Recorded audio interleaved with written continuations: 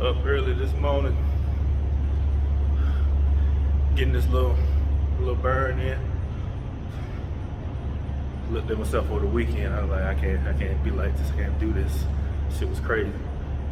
Then all the drinking, something I don't really do. But